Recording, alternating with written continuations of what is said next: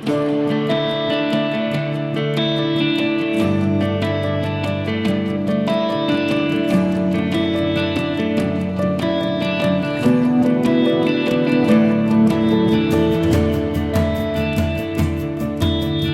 mahasiswa online, ketemu lagi dengan saya Pak Danang di channel Kuliah Pak Danang. Dan jangan lupa subscribe serta nyalakan lonceng notifikasinya. Kuliah hari ini adalah lanjutan dari pertemuan sebelumnya. Kita akan membicarakan mengenai penggunaan paracetamol, suatu obat yang masih lazim digunakan oleh masyarakat dan memiliki banyak efek seperti analgesik dan antipiretik. Sediaan berikutnya adalah paracetamol dalam bentuk suppositoria atau yang dikenal juga sebagai supo. Suppositoria adalah suatu bentuk sediaan farmasi yang berbentuk seperti peluru dan cara pemakaiannya sangat berbeda dibandingkan dengan sediaan-sediaan sebelumnya, yaitu obat itu dimasukkan melalui dubur, bukan bubur. Sekali lagi ya, melalui dubur, bukan bubur. Oke, karena kalau bubur itu harus diaduk biar semuanya bersatu menjadi satu dan menimbulkan rasa yang hakiki. Paracetamol sendiri memiliki keunggulan. Paracetamol supo sendiri memiliki keunggulan dibandingkan dengan sediaan yang lainnya karena obat ini bisa digunakan bagi pasien yang tidak sadarkan diri atau pada pasien anak yang tidak kooperatif saat minum obat, bahkan sirup sekalipun. Selain itu, supo juga sering digunakan pada pasien yang mengalami kejang demam atau bahasa zaman dahulu dikenal sebagai step. Supo paracetamol yang beredar di Indonesia itu memiliki dua kekuatan sediaan, yaitu kekuatan sediaan 125 mg dan 250 mg. Untuk supo dengan kandungan paracetamol 125 mg biasanya digunakan untuk anak dengan usia 2 sampai dengan 6 tahun. Satu supo hanya digunakan untuk satu kali pemakaian dan disarankan untuk tidak memotong supo karena memang didesain sedemikian hingga oleh para ahli farmasi untuk bisa masuk dengan mudah langsung ke dalam dubur. Tidak seperti cintamu yang masuk ke dalam dia dengan sangat sulit sekali. Untuk supo dengan kekuatan sediaan 250 mg biasanya digunakan untuk anak usia 6 sampai dengan 12 tahun. Jika dalam 5 sampai dengan 8 jam pasien masih mengalami demam dan tidak kooperatif untuk mengkonsumsi sediaan seperti sirup, maka supo bisa dimasukkan kembali. Untuk dosis maksimal supo paracetamol itu masih sama, yaitu maksimal adalah 4000 mg per hari. Sediaan berikutnya adalah infus. Infus adalah sediaan steril yang berupa larutan yang dimasukkan langsung ke dalam pembuluh darah. Untuk infus paracetamol sendiri biasanya digunakan di rumah sakit atau di klinik rawat inap untuk menurunkan demam atau nyeri yang belum turun setelah penggunaan obat-obat paracetamol dengan bentuk sediaan lainnya seperti tablet, sirup, dan lain sebagainya. Obat ini biasa digunakan pada pasien yang memiliki demam yang sangat tinggi, bahkan bisa mencapai 39 derajat atau bahkan sampai 40 derajat. Selain itu, infus paracetamol juga memiliki keunggulan, yaitu bisa digunakan pada pasien yang tidak sadarkan diri.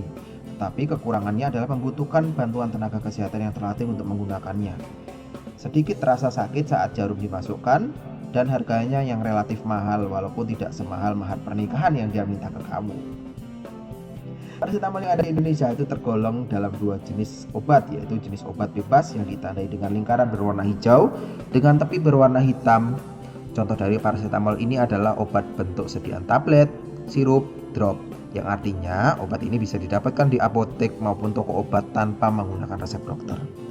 Tetapi paracetamol golongan kedua, yaitu adalah bentuk sediaan supo dan bentuk sediaan infus, itu dikategorikan sebagai obat keras yang ditandai dengan logo berwarna merah dengan huruf K berwarna dan bertepi hitam, yang artinya obat ini hanya bisa didapatkan di apotek atau di rumah sakit dengan menggunakan resep dokter. Paracetamol memiliki tingkat keamanan yang sangat baik sekali, baik itu untuk digunakan anak-anak, dewasa maupun lansia.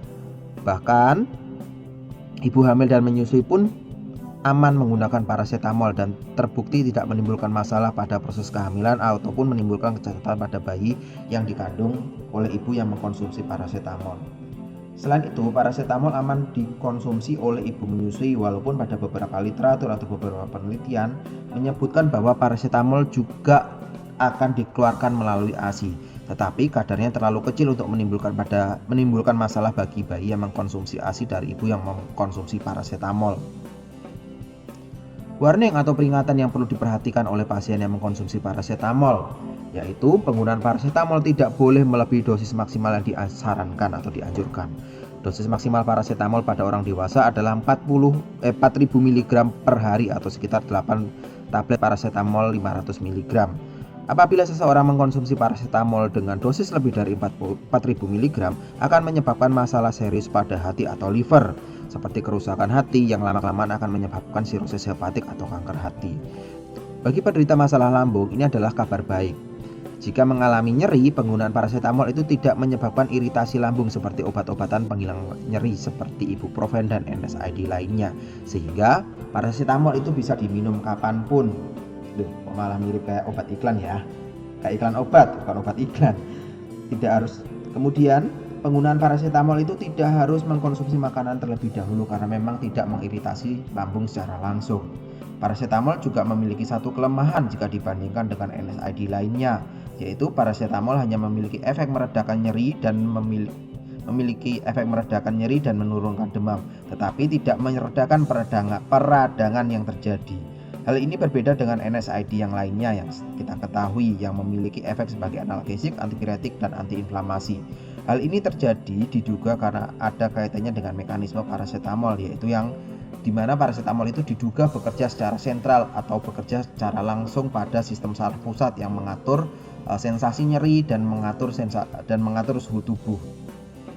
Nah, mau tahu dengan mekanisme parasetamol dalam menurunkan demam atau menghilangkan nyeri, silahkan masuk ke farmasi, dijamin bakal paham. Kalau enggak paham paling cuma mumet doang. Nah, berikutnya bagaimana cara kita menyimpan parasetamol yang kita punya secara aman. Untuk menyimpan parasetamol itu secara aman, itu bisa disimpan di tempat yang kering dan terhindar dari sinar matahari langsung. Hal ini berlaku untuk tablet, sirup, infus maupun drop. Untuk sediaan supo sebaiknya memang disimpan pada suhu antara 2 sampai dengan 8 derajat Celcius. Itu kalau di kulkas itu biasanya disimpan di dalam bagian dalam dari kulkas atau di pintu kulkasnya, bukan di dalam freezer loh ya. Karena kalau misalkan dia disimpan di dalam freezer, itu akan menyebabkan obat kita itu menjadi membeku. Seperti perhatian dia ke kamu yang beku, tidak bisa cair. Sirup dan drop yang telah dibuka itu disarankan tidak boleh lagi digunakan setelah 14 hari pemakaian, walaupun waktu kadaluarsanya masih lama. Hal ini di dalam dunia farmasi itu dikenal dengan istilah beyond use date. Serta dalam penyimpanan obat-obatan atau penyimpanan parasetamol itu sebaiknya dijauhkan atau disimpan jauh dari jangkauan anak-anak, karena anak-anak itu biasanya memiliki rasa ingin tahu yang tinggi. Yang ditakutkan adalah kalau parasetamol itu sampai diminum oleh anak-anak dengan dengan jumlah yang tidak kira-kira seperti itu akan berbahaya bagi anak-anak. Walaupun biasanya parasetamol tablet itu juga memiliki rasa yang sedikit pahit kalau langsung dikunyah secara langsung seperti itu. Nah, untuk harga parasetamol sendiri itu bervariasi, tetapi untuk parasetamol bisa dipastikan obat ini termasuk obat yang murah seperti itu, walaupun kualitasnya itu tidak murahan dan memiliki efek yang juga tidak murahan seperti itu. Harga di Pulau Jawa itu bisa berbeda dengan harga di ujung Aceh atau bahkan di dalam Papua, di dalam pedalaman Papua. Tetapi secara umum harga untuk parasetamol itu tidak terlalu mahal dan relatif terjangkau. Untuk parasetamol generik itu harga berkisar antara 3.000 sampai dengan 5.000 rupiah per lembar. Untuk generik bermerek harganya berkisar antara 5.000 sampai dengan 15.000 per lembar. Sedangkan untuk harga sirup itu mulai dari 7.000 sampai dengan 25.000 per botol. Sedangkan untuk drop itu relatif lebih mahal dengan harga sekitar 20 sampai dengan 50.000 per botol. Sedangkan untuk supo itu termasuk mahal, yaitu sekitar 20 sampai dengan 30.000 untuk satu supo saja. Nah, harga yang saya sebutkan ini berupa kisaran ya, jadi tidak mutlak seperti itu. Dan saya ambil harga yang ada di daerah Jawa Timur karena saya berdomisili di Jawa Timur. Sampai di sini ada yang masih kurang jelas atau kurang paham? Kalau ada yang kurang jelas atau kurang paham, silahkan ditulis komentar di dalam kolom komentar apa yang kurang paham, apa yang kurang jelas seperti itu. Oke, sampai di sini dulu pertemuan kita pada kuliah kali ini. Sampai jumpa pada pertemuan berikutnya.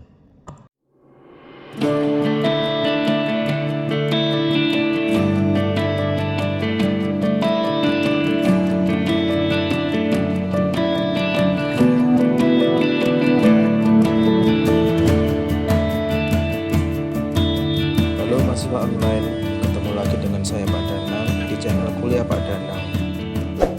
Dan jangan lupa subscribe serta nyalakan lonceng notifikasinya.